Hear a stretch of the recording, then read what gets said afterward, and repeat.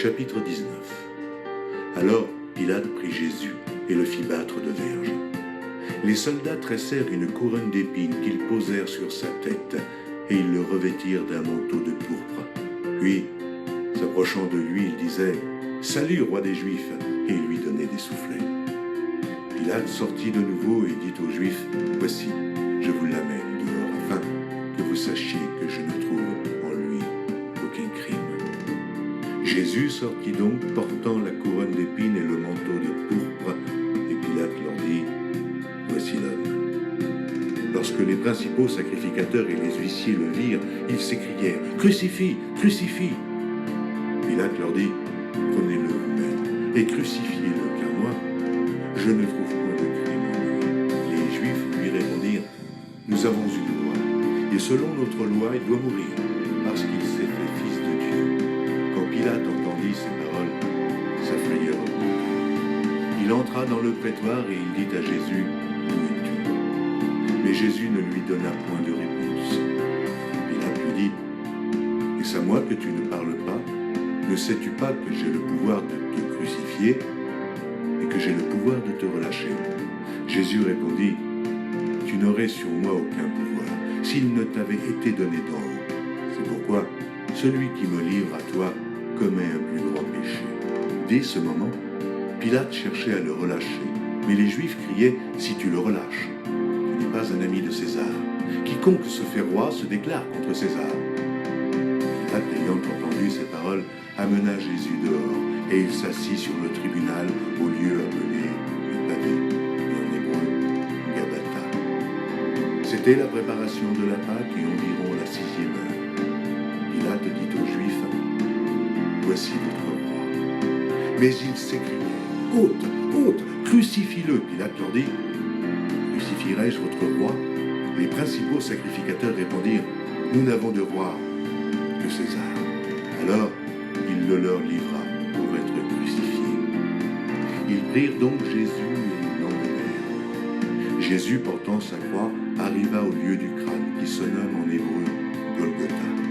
C'est là qu'il fut crucifié, et 2 autres avec lui, un de chaque côté, et Jésus au milieu. Pilate fit une inscription qu'il plaça sur la croix et qui était ainsi conçue: Jésus de Nazareth, roi des Juifs. Beaucoup de Juifs lurent cette inscription parce que le lieu où Jésus fut crucifié était près de la ville. Elle était en hébreu, en grec et en latin. Les principaux sacrificateurs des Juifs dirent à Pilate « N'écris pas roi des Juifs, mais écris qu'il a dit « Je suis roi des Juifs ». Pilate répondit « Ce que j'ai écrit, je l'ai écrit ». Les soldats, après avoir crucifié Jésus, prirent ses vêtements et ils en firent 4 parts, une part pour chaque soldat. Ils prirent aussi sa tunique qui était sans couture, d'un seul tissu, depuis le haut jusqu'en bas.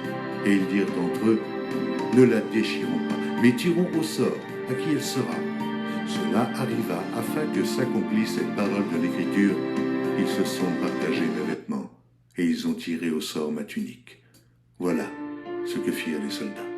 Près de la croix de Jésus se tenait sa mère, et la sœur de sa mère, Marie, femme de Clopas, et Marie de Magdala. Jésus, voyant sa mère et auprès d'elle le disciple qu'il aimait, dit à sa mère, « Femme, voilà ton fils. » Puis il dit au disciple, « Voilà ta mère. » Et dès ce moment, le disciple l'a pris chez lui.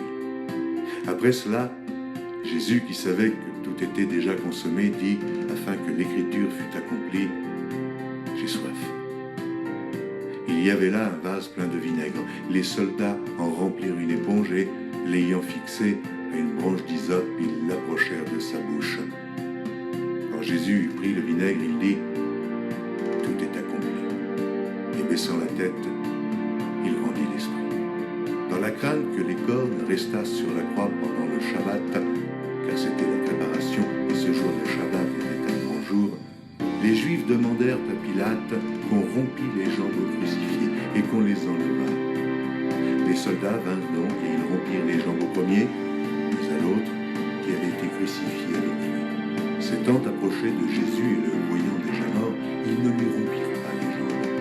Mais un des soldats lui perça le côté avec une lance et aussitôt il sortit du sang et de l'eau. Celui qui l'a vu en a rendu témoignage, et son témoignage est vrai. Et il sait qu'il dit vrai, afin que vous croyiez aussi. Ces choses sont arrivées afin que l'Écriture fût accomplie. Aucun de ces os ne sera brisé. Et ailleurs, l'Écriture dit encore, ils verront celui qu'ils ont percé. Après cela, Joseph d'Arimathée, qui était disciple de Jésus, mais en secret, par crainte des Juifs, demanda à Pilate la permission de prendre le corps de Jésus. Et Pilate le permit. Il vint donc et prit le corps de Jésus. Nicodème, qui auparavant était allé de nuit vers Jésus, vint aussi, apportant un mélange d'environ 100 livres de myrrhe et d'aloès. Il prit donc le corps de Jésus et l'enveloppèrent de bandes avec les aromates, comme c'est la coutume d'ensevelir chez les Juifs. Or, il y avait un jardin dans le lieu où Jésus avait été crucifié, et dans le jardin, un sépulcre neuf, où personne encore n'avait été mis. Ce fut là qu'ils déposèrent Jésus à cause de la préparation des Juifs, parce que le sépulcre